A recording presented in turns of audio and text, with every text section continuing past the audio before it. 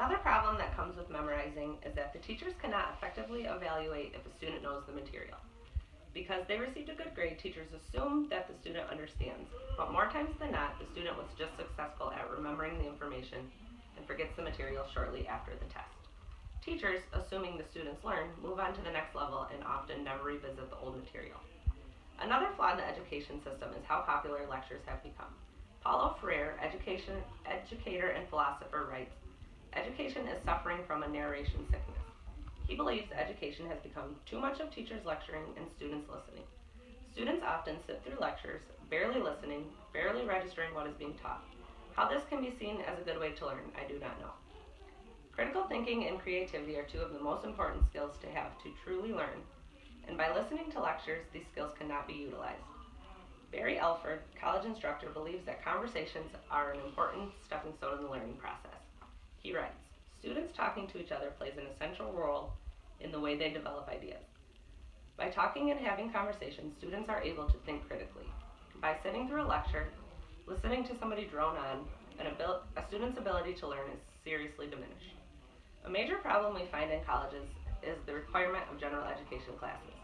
The system we use to teach both children in school and adults in college is wrapped up nicely in a one-size-fits-all package. Children in elementary school have no say in what they are being taught. In high school, there is just slightly more freedom, but students are still very limited. College offers much more freedom, but while the choice of classes is available, the curriculum is still the same for everyone. Students must take certain classes to earn a college degree. Everybody, no matter what their field of study, is expected to take the same general education classes to earn credits towards their degree. For example, students majoring in accounting, such as myself, are required to take classes that often have absolutely nothing to do with accounting. And while some of these classes do offer valuable skills that can be applied in future jobs, the fact of the matter is that many of these required classes seem pointless to the students. College is expensive, and most students get frustrated when they have to pay large sums of money to take a class that they did not find any value in. They feel as though these classes are a waste of money and time that could be spent in a class that is actually going to teach them about their major. Chuck Cohn at the Huffington Post website writes, "Thinking they are free from the rigors of high school classes that they found boring and uninteresting, college freshmen will soon realize that they are now taking the advanced version of those courses that they detested. Students often get burned out in these classes. They view them as annoying, unnecessary, and a waste of time. This leads students to not try as hard or care as much. Their GPA may suffer, or worse, students get so bored and frustrated in required gen ed classes that they feel like college is a waste of time and drop out."